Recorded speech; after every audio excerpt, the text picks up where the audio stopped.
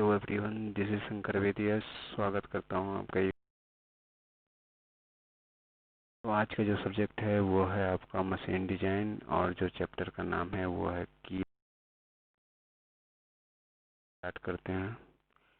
इस वीडियो में हम जो टॉपिक कवर करेंगे वो है हमारा introduction of shaft coupling, types of shaft coupling, sleeve और muff coupling, design of sleeve और मफ कपलिंग, क्लैंप और कंप्रेशन और स्प्लिट मफ कपलिंग, डिजाइन।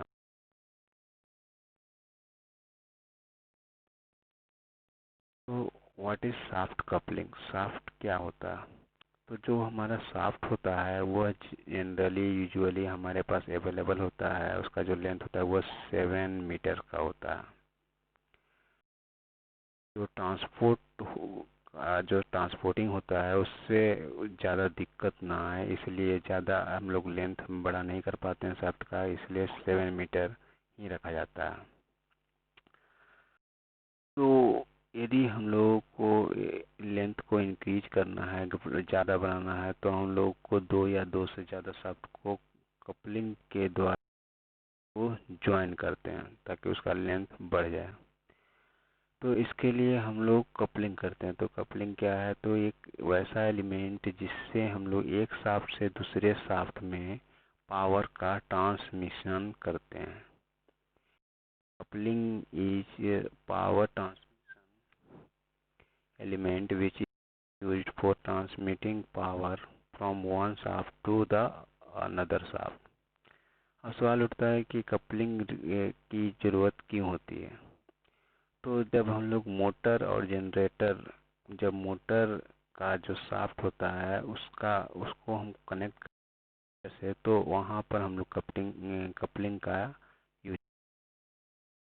या फिर यदि हम लोग एक शाफ्ट से दूसरे शाफ्ट में पावर का ट्रांसमिशन करते हैं, तो जो वहाँ शॉक लोड होता है तो उसके ट्रांसमिशन को रिड्यूस करता है। यानी जब हम लोग कपलिंग लगा देते हैं तो उसका जो एक शाफ्ट से दूसरे शाफ्ट में जो शॉक लोड का ट्रांसमिशन होता है उसको रिड्यूस कर देते हैं। थर्ड है कि जो हम लोग का शाफ्ट का मिस अलाइनमेंट रहता है, तो कपलिंग के थ्रू हम लोग मिस अलाइनमेंट भी प्रोवाइड करवाते हैं, इंट्रोड्यूस करते हैं। और इसमें जो है मैकेनिकल फ्लेक्सिबिलिटी, ताकि उसमें मैकेनिकल फ्लेक्सिबिलिटी प्रोड्यूस हो, इसलिए वहाँ पे शाफ्ट का जब हम लोग कपलिंग करते हैं तो उसमें हम लोग वैसा कपलिंग भी होता है जिससे हम लोग शाफ्ट का दो शाफ्ट के बीच मिस अलाइनमेंट अलाउ करते हैं। नेक्स्ट है कि जो हम लोग का ओवरलोड है उससे हम लोग कैसे इस कपलिंग के थ्रू हम लोग प्रोटेक्शन प्रोवाइड करवा सकते हैं। तो यदि हम लोग शाफ्ट कपलिंग करते हैं तो उसके लिए रिक्वायरमेंट क्या होनी चाहिए? एक गुड शाफ्ट कपलिंग के लिए क्या रिक्वायरमेंट होनी चाहिए? तो फर्स्ट है कि जो गुड शाफ्ट कपलिंग की ये रिक्वायरमेंट होनी चाहिए कि उसको कनेक्ट और डिसकनेक्ट हम लोग आसानी से होना। दूसरा है कि जो पावर का ट्रांसमिशन होगा वह फुल पावर ट्रांसमिशन होगा, यानी एक शाफ्ट से जो पावर होगा दूसरे शाफ्ट में वही टोटल पावर ट्रांसमिट हो जाए, यानी लॉस ना हो। दूसरा है कि आपका जो शाफ्ट है वह शाफ्ट को अच्छी तरह से होल्ड करे, परफेक्ट अलाइनमेंट में यदि है तो वो परफेक्ट अलाइनमेंट प्रोवाइड करे। तो ये हम गुड शाफ्ट कपलिंग के लिए आवश्यक चीज़ें हैं। यदि ये सब चीज़ें होंगी तो हम लोग को एक गुड शाफ्ट कपलिंग है। नेक्स्ट हम पढ़ेंगे टाइप्स ऑफ कपलिंग। तो types of coupling, there are two types of coupling generally, rigid coupling and second one is flexible coupling. First one is rigid coupling. Under rigid coupling, we categorize three types: sleeve or muff coupling, clamp or split muff और compression coupling, और third है इसमें flange coupling. जब flexible coupling की बात करें तो उसमें आपका एक boost pin type coupling, second है यूनिवर्सल कपलिंग, थर्ड है ओल्डहाइम कपलिंग। तो rigid coupling, what is rigid coupling? तो जब हम लोग को दो शाफ्ट के बीच परफेक्टली अलाइंड के साथ ज्वाइनिंग करना है तो हम लोग कौन सा कपलिंग यूज करेंगे, रिजिड कपलिंग। यानी रिजिड कपलिंग जहाँ जगह होगा या उसमें शाफ्ट जो है दो शाफ्ट जो ज्वाइन होगा वो दोनों शाफ्ट परफेक्टली अलाइन में एक सीधी रेखा में होगा, परफेक्टली अलाइन। इस रिजिड कपलिंग के अंदर आता है फर्स्ट टाइप स्लीव और मफ कपलिंग। ये सिंपलेस्ट टाइप हो है रिजिड कपलिंग का, जो कास्ट आयरन का बना होता है। सेकेंड है कि यह एक हॉलो सिलेंडर होता है, यानी इसमें हॉलो सिलेंडर होता है जिसका इनर डायमीटर वही होता है जो हम लोग शाफ्ट का जो डायमीटर होता है, यानी जो शाफ्ट उसमें कपलिंग करेंगे, इसको ज्वाइंट करेंगे, जो शाफ्ट का जो डायमीटर होगा वही डायमीटर जो है हॉलो सिलेंडर का इनर डायमीटर होगा, ताकि उसमें वो फिट कर जाए।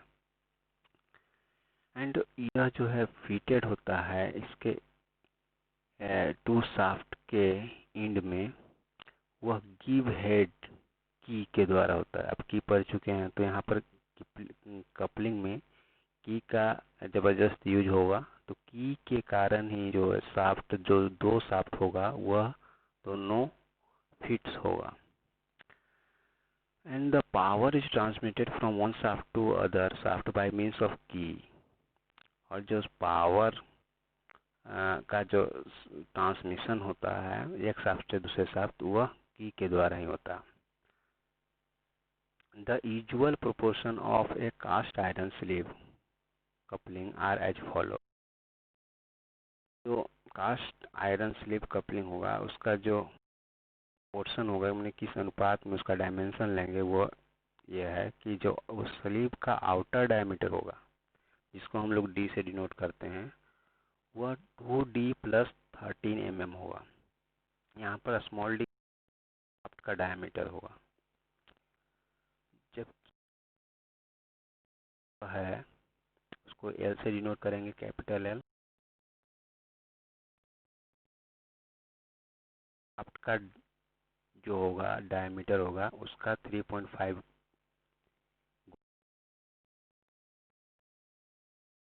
डायमीटर होगा, वह 2D प्लस 13 mm।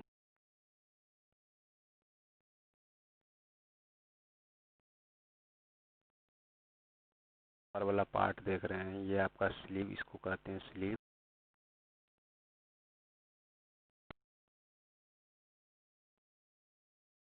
जोड़े रखता है, तो आपका एक शाफ्ट इधर हो गया और सेकेंड शाफ्ट इस साइड हो गया। अब इस दोनों शाफ्ट को की के थ्रू, ये जो आपका दिख रहा है ये आपका की है, की के थ्रू फिटेड होता है। तो ये आपका 3D डायग्राम।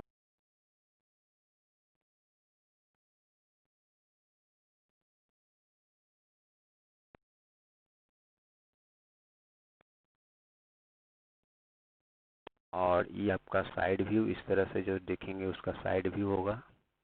और ये आपका है टॉप व्यू।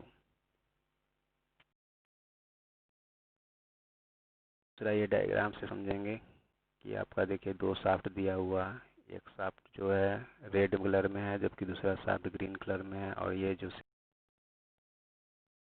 कास्ट आयरन का बना होता है, और यही जो है स्लीव और ये दोनों शाफ्ट को फिट कौन करता है, तो ये की करता है। देखिए यहाँ पे ये की है जो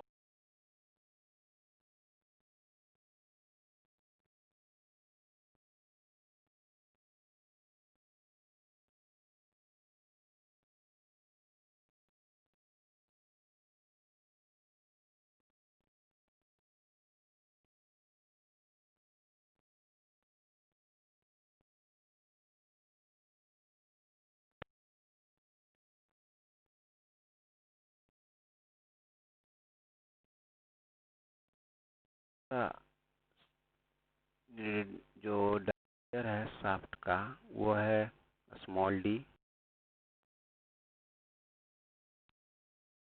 का डायमीटर है वो है कैपिटल डी, और जो का जो लेंथ है एल, वो कैपिटल एल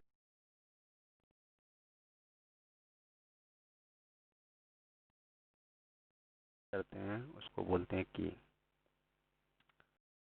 तो जो यहाँ पर जो इस शाफ्ट से इस शाफ्ट, मान लिया जाए ये इस शाफ्ट घूम रहा है, इस शाफ्ट के टॉर्क को इस शाफ्ट में ट्रांसमिट करना। ट्रांसमिट हुआ तो कपलिंग कर दिए, जोड़ दिए, कपलिंग किए, तो अब इसका जो टॉर्क होगा यह इस कपलिंग के थ्रू इसमें ट्रांसमिट हो जाएगा। तो T equal to torque to be transmitted by the coupling. Tau C, tau का मतलब आप जानते हैं कि शियर स्ट्रेस होता है।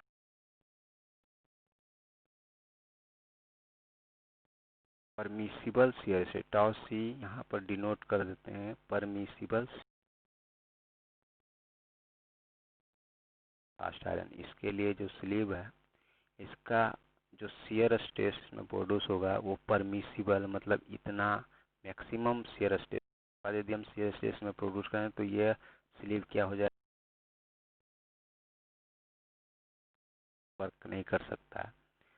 तो जो टॉस सी है वो हम लोग डिनोट करते हैं परमिसिबल शियर स्ट्रेस के लिए।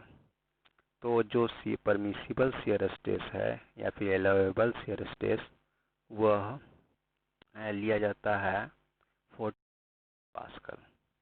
ठीक है, ये कास्ट आयरन के लिए हमने ये मटेरियल किससे बना है, कास्ट आयरन से। तो इसका जो शियर स्ट्रेस है वो 14 मेगा पास्कल है, ये आपको याद रख लेना। तो जो टॉर्क होगा वो टॉर्क होलो सेक्शन के लिए क्या हो जाएगा, T equal to pi upon 16 into tau C यानी permissible shear stress capital D4 minus D small d4। Small D और कैपिटल डी क्या है, तो डी आप देख रहे हैं, डी क्या है, स्लिप का डायमीटर, शाफ्ट का डायमीटर है। तो ये फॉर्मूला कहाँ से आया, तो देखिए आपको याद होगा यहाँ पे कि जो टॉर्जन इक्वेशन होता है T upon J is equal to tau upon R is equal to C theta upon L. यहाँ से हम लोग ये इक्वेशन को ले लेते हैं T upon J tau upon R. ये T से टॉर्क हो गया, जे हो गया आपका सेक्शन मॉडुलस, और टॉ हो गया शियर स्ट्रेस, और आर हो गया रेडियस। यदि सॉलिड शाफ्ट के लिए बात करें तो जो जे का वैल्यू हो जाएगा जो एक्स सेक्शन से मोमेंट ऑफ इनर्शिया और वाई सेक्शन पे मोमेंट ऑफ इनर्शिया।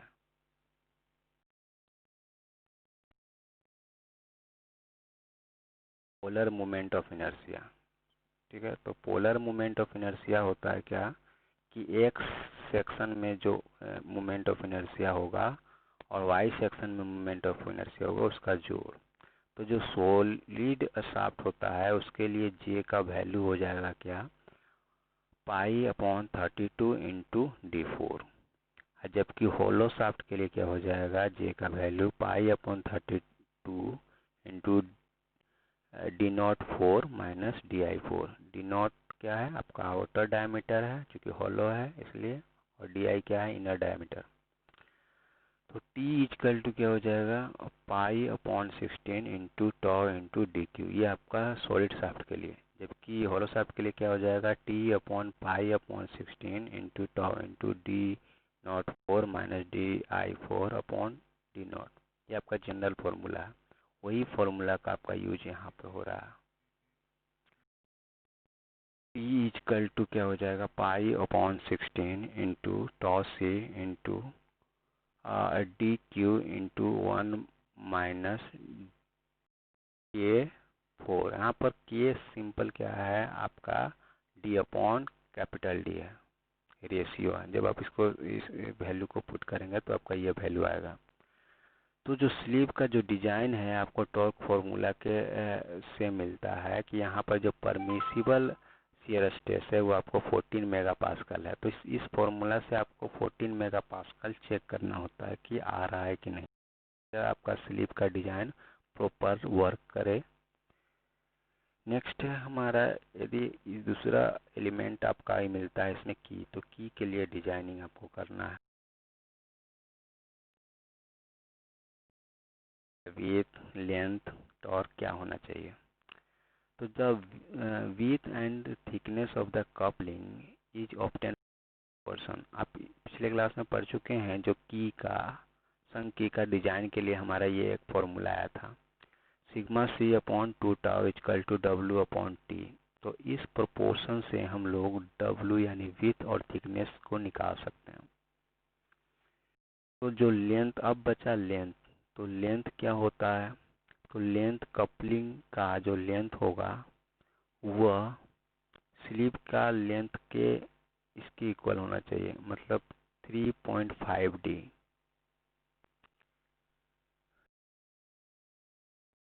तो हमारा जो कपलिंग का जो लेंथ है वो हमारा कपलिंग का जो लेंथ, कपलिंग की का जो लेंथ है वो हमारा होना चाहिए 3.5D। कपलिंग की आप देख लीजिए एक बार, ये आपका कपलिंग की है, ये आपका दिख रहा है, ये टोटल क्या है कपलिंग की। तो इसका लेंथ क्या होना चाहिए, तो इसका जो लेंथ है वो होना चाहिए आपका 3.5D। L equal to 3.5D capital L। तो द कपलिंग की is usually made into 2 parts. अब जो कपलिंग की है यहाँ पर देखिए 2 पार्ट्स में बना हुआ है, एक कपलिंग की और एक कपलिंग की है। तो जो इसका लेंथ है वो डिवाइड हो जाएगा, इसलिए जो स्मॉल l इक्वल टू यानी एक कपलिंग की का जो लेंथ होगा वो कैपिटल L बाई 2, और कैपिटल L क्या था 3.5 लेंथ बाई 2 आधा हो जाएगा, क्योंकि यहाँ पर देखिए ये टोटल है 3.5D। तो एक जो की होगा उसका लेंथ क्या हो जाएगा 3.5D बाई 2, ये भी हो जाएगा क्या 3.5D बाई 2। तो यह की का लेंथ डिजाइन कर दिए। उसके बाद जो इसमें की में टॉर्क भी प्रोड्यूस होगा, टॉर्क भी प्रोड्यूस होगा, तो उसको आपको फाइंड आउट करना है। तो टॉर्क किसके थ्रू हो सकता है, एक शियरिंग के कारण, की के शियरिंग के कारण टॉर्क प्रोड्यूस हो सकता है। सेकंड है की के दो कारणों से टॉर्क प्रोड्यूस हो सकता है, की के शियरिंग के कारण, दूसरा की के क्रशिंग के कारण। क्रशिंग मतलब समझते हैं, जैसे कोई भी बोतल को आप क्रश करते हैं, शियरिंग में समझते हैं, किसी भी एंगल से शियर हो जाता है। तो जो जनरल फॉर्मूला होता है टॉर्क का क्या होता है, फोर्स इनटू परपेंडिकुलर डिस्टेंस। अब जब आपके पास स्ट्रेस पता है तो फोर्स का डेफिनेशन क्या हो जाएगा, फोर्स का फॉर्मूला क्या हो जाएगा, तो स्ट्रेस इनटू एरिया। ठीक है, क्योंकि स्ट्रेस इक्वल टू क्या होता है फोर्स अपॉन एरिया, तो फोर्स इक्वल टू क्या हो जाएगा स्ट्रेस इनटू एरिया।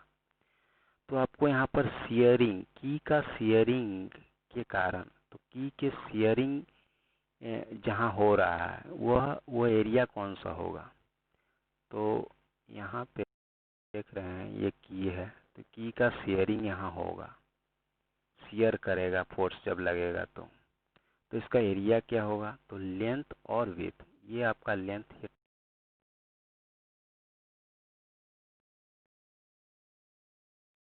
का इफेक्टेड एरिया है जिसमें शियरिंग होगा की का, यहाँ पे एरिया ले लिए L इंटू डब्ल्यू।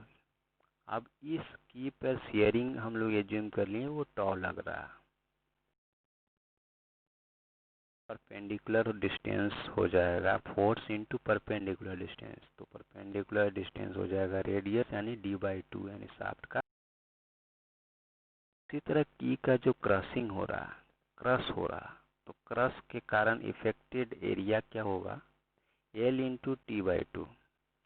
फिर यहाँ से डायग्राम का L ये टोटल हो गया लेंथ, और थिकनेस हमारा क्या होगा, ये थिकनेस हो जाएगा, कितना पाव हो रहा है, इस पर क्रॉस हो रहा है ये, तो L इंटू ये t/2। क्योंकि इसका जो है ये जो की है इस शाफ्ट में भी है आधा ये गया हुआ, और ये इस स्लीव पे आधा रहता है, इसलिए t/2 यहाँ पर क्रॉस लिखते हैं t/2। शाफ्ट में जो जाता है उसको हम लोग की वे कहते हैं, यानी की के लिए जो रास्ता मतलब स्लॉट छोड़ते हैं, तो उसको बोलते हैं की पार्ट्स की का जो थिकनेस है वो ये की, तो जो थिकनेस है इसलिए हाफ लेते हैं यहाँ पे, इसलिए यहाँ पे बाई 2 लिया गया है। यानी ये आपका एरिया हो गया। अब एरिया इंटू स्ट्रेस, तो स्ट्रेस क्रशिंग स्ट्रेस हम लोग ये ज्यूम कर लिए सिग्मा सी, तो ये आपका टोटल फोर्स हो गया और डिस्टेंस हो गया d/2। तो ये टॉर्क का फॉर्मूला हो गया। तो ये सारा पैरामीटर से आप की का डिजाइनिंग कर सकते हैं। टॉर्क कितना लग रहा है वो आप निकाल सकते हैं, उसका लेंथ कितना होना चाहिए वो आप, विड्थ और थिकनेस क्या होना चाहिए ये आप निकाल सकते हैं।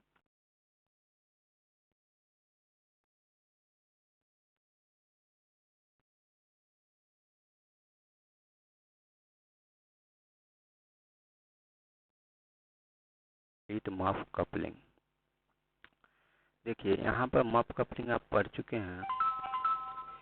अब यहाँ पर आप यानी जो मफ यानी रहेगा, यानी जो स्लीव रहेगा ये इसमें स्प्लिट किया हुआ है, मतलब दो भागों में रहेगा, 2 पार्ट्स में। In this case the muff और sleeve is made into 2 halves, 2 halves में।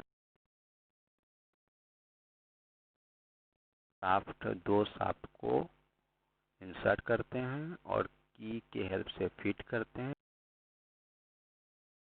और इसके थ्रू 2 शाफ्ट को ज्वाइन करते हैं। तो the shaft end are made to each other and the single key is fitted directly in the keyway of the both the shaft। और यहाँ पर जो की लगेगा वहाँ पर 2 तरह का टाइप का की था, यहाँ पर एक ही सिंगल की हम लोग फिट करने के लिए यूज करते हैं। ये एक चीज हो गया। हाफ होगा या स्लिप होगा वो 2 हाफ में होगा, और ये दोनों हाफ 1 हाफ जो होगा वह शाफ्ट के बिलो होगा, दूसरा क्या होगा शाफ्ट के एबव होगा, ठीक है। और दोनों हाफ्स को एक साथ जोड़ के रखते हैं वो बोल्ट्स और नट के मदद से। नट बोल्ट के लिए दिया हुआ नट बोल्ट के लिए, इसका भी 3D डायग्राम आप यहाँ देख सकते हैं। आपका इस 2 हाफ देखिए दिख रहा है, स्लीव आपका क्या है 2 हाफ में विभाजित है, और ये दोनों हाफ को ज्वाइंट किए हैं किससे, नट और बोल्ट से। और जो है एक शाफ्ट को इधर से इंसर्ट किए, एक शाफ्ट इधर से इंसर्ट किए, और एक ही की को यहाँ से लेके यहाँ तरह से जॉइंट हो जाता है। तो ये हमारा था स्प्लिट मफ कपलिंग। तो दिस कपलिंग में be used for heavy duty and moderate speed. का यूज हम लोग वहाँ करते हैं जहाँ पे हैवी ड्यूटी लोड होता है, वहाँ के लिए इसका यूज होता है।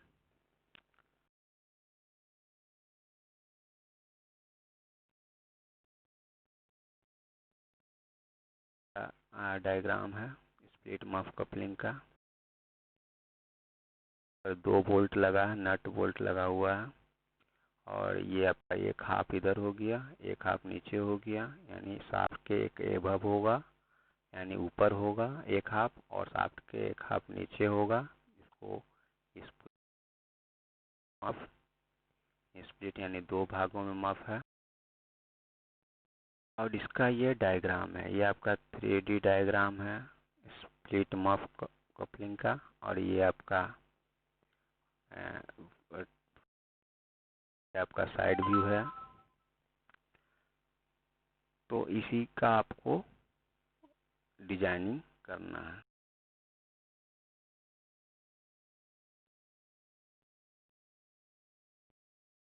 The usual proportion of the muff for the clamp or compression coupling are split muff।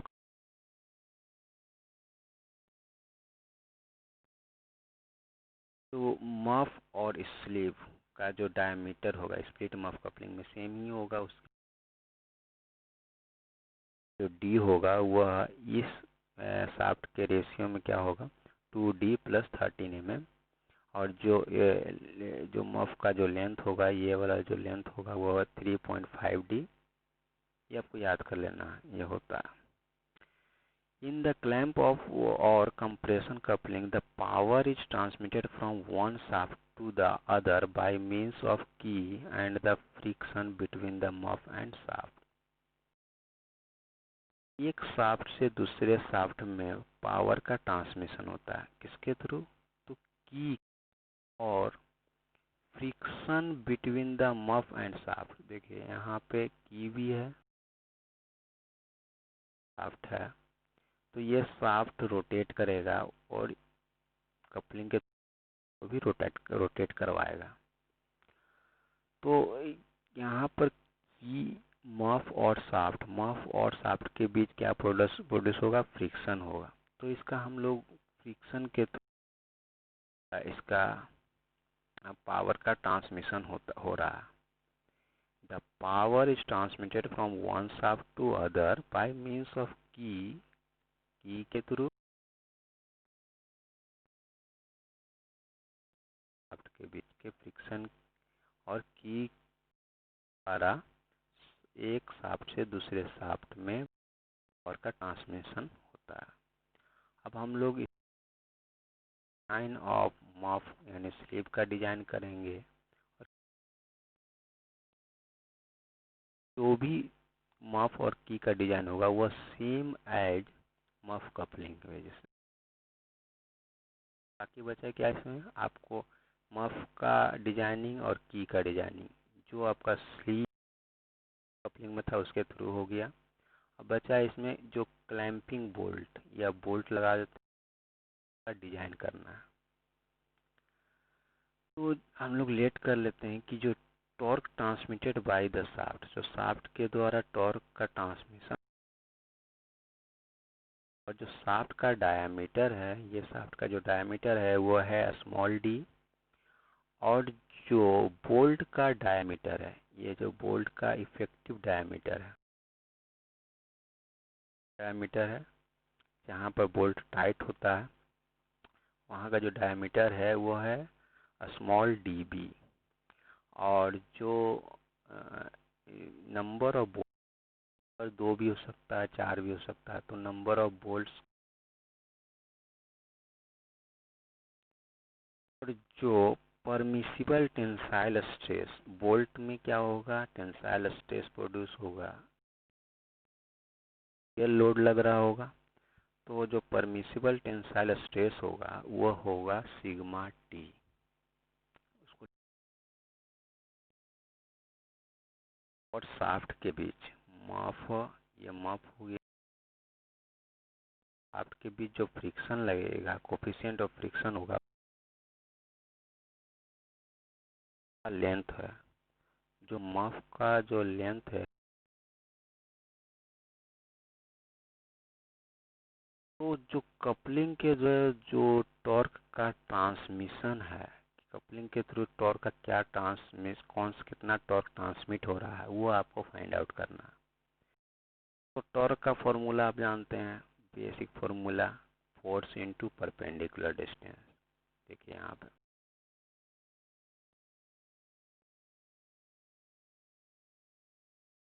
Distance यानी आर हो जाएगा, यानी d/2 f इंटू d/2। अब यहाँ से आपको f का वैल्यू निकालना है, यानी ये f क्या है?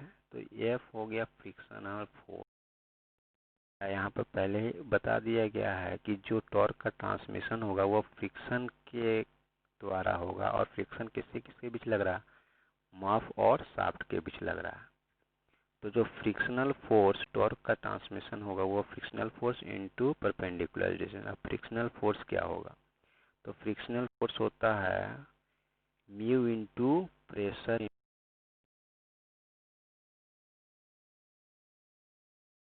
का फॉर्मूला क्या होता है? F equal to mu N, वो भी। तो वो फोर्स हो गया प्रेशर इंटू एरिया। अब यहाँ से प्रेशर निकालना है और एरिया निकालना है। तो प्रेशर क्या होता है हमारा, force upon projected area. Pressure किसी किसके बीच लगेगा, तो pressure P on the shaft and the muff surface. तो शाफ्ट और मफ सरफेस के बीच प्रेशर लगेगा ड्यू टू फोर्स, फोर्स के कारण। तब जो सरफेस के ओवर प्रेशर का डिस्ट्रीब्यूशन होगा वह कितना होगा, वो होगा फोर्स अपॉन प्रोजेक्टेड एरिया, मतलब कितना एरिया में फोर्स लग रहा है। तो फोर्स, अब यहाँ पर फोर्स क्या होगा, तो जो फोर्स किसके कारण होगा, तो force exerted by the bolt on each side of the shaft. अब जो बोल्ट्स के कारण ही यहाँ पर जो देखिए अब क्लैंपिंग किया हुआ रहता है, तो ये टाइट होगा, इस स्लीव को, दोनों स्लीव को टाइट करेगा। तो ये बोल्ट के कारण ही क्या होगा, प्रेशर क्रिएट होगा। तो यहाँ पर जो बोल्ट के द्वारा जो फोर्स लगेगा, तो बोल्ट का जो फोर्स होगा वो क्या होगा, तो फोर्स का फॉर्मूला क्या होगा, जब आपका स्ट्रेस दिया हुआ हो, तो आपका स्ट्रेस दिया हुआ है तो स्ट्रेस इंटू एरिया। तो एरिया बोल्ट का क्या हो जाएगा, π/4 इंटू dB²। ठीक है, डायमीटर हो गया π/4, यानी बोल्ट का एरिया हो गया ये। अब बोल्ट पे जो टेंशन स्ट्रेस, टेंसाइल स्ट्रेस जो लग रहा है वो है सिग्मा। अब टोटल नंबर ऑफ बोल्ट कितना था, n। अब चूंकि n/2 इसलिए किए कि एक साइड में निकाल रहे हैं, यानी यहाँ पर तो दो साइड था माफ, इसलिए शाफ्ट का एक साइड पे बोल्ट के द्वारा जो फोर्स लग रहा है वो होगा क्या, π/4 dB² into sigma t into n/2। ये आपका फोर्स हो गया, वो फोर्स आप यहाँ पुट कर दीजिए। दूसरा, यह फोर्स कौन से एरिया में लग रहा है, projected area, π/2 L into D, यानी लंबाई गुने चौड़ाई। आप यहाँ पर देख लीजिए, यहाँ L हो जाएगा ये, और ये आपका D, यानी ये आपका इस एरिया में आपका फोर्स लग रहा है। चूँकि बोल्ट यहाँ पर लग रहा है तो ये टोटल L क्या हो जाएगा, ये L/2, और यहाँ से लेके यहाँ तक का जो शाफ्ट का ये हो जाएगा डायमीटर, वही चौड़ाई हो जाएगा, यानी L/2/d। ये हो गया प्रोजेक्टेड, यानी प्रेशर निकल गया। यानी प्रेशर, कैसा प्रेशर, तो इस सरफेस पे लग रहा है बोल्ट के कारण प्रेशर निकल गया। तो यहाँ आपका जो फ्रिक्शनल फोर्स होता है वो आपका mu into pressure into area. Pressure हमारा ये आपका पुट कर दिए यहाँ पर, प्रेशर का जगह पे यहाँ पर पुट कर दिए। अब जो एरिया होगा इसके between shaft and muff, shaft और मफ के बीच में जो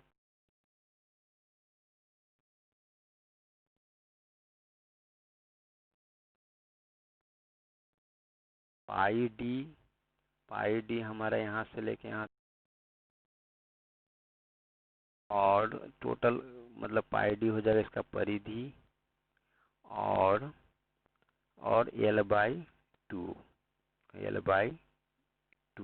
यानी ये जो एरिया है इस एरिया में प्रेशर लग रहा था। तो इस तरह से हम लोग फ्रिक्शनल फोर्स निकाल दिए। फ्रिक्शनल फोर्स क्या हो जाएगा, इसको अप्लाई करेंगे तो आ जाएगा mu into πr² dB² into sigma t into n। ये आपका फ्रिक्शनल फोर्स निकल गया। जब फ्रिक्शनल फोर्स निकल गया तो यहाँ पर आप पुट कर दीजिए F के जगह पर ये पूरा फॉर्मूला पुट कर दिए। तो आफ्टर सिंप्लीफिकेशन जो कपलिंग के द्वारा इस जो है जो स्प्लिट मफ कपलिंग में टॉर्क ट्रांसमिशन होगा वो होगा π²/16 into mu dB² into sigma t into n। आप इस तरह से स्प्लिट मफ कपलिंग का डिजाइनिंग कर सकते हैं। और यहाँ पर जो म्यू का वैल्यू टिक करते हैं वो है हमारा 0. वर्क निकल गया। और जो आपका मफ और की का जो डिजाइन था वो सेम एज रहेगा किसमें, मफ कपलिंग के थ्रू। जैसे मफ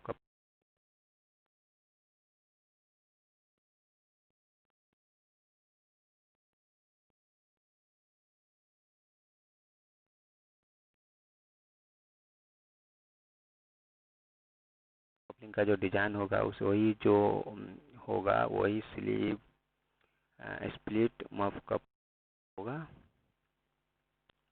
तो ये आपका कंप्लीट डिस्कशन था। तो अंत करने से पहले ये हम लोग कोड्स के थ्रू एक कोड्स के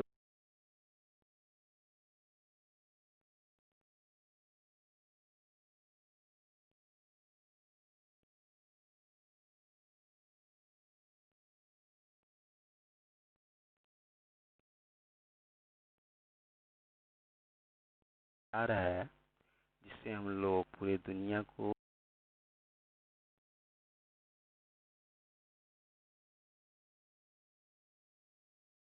सेशन था। नेक्स्ट वीडियो में हम लोग आगे पढ़ेंगे।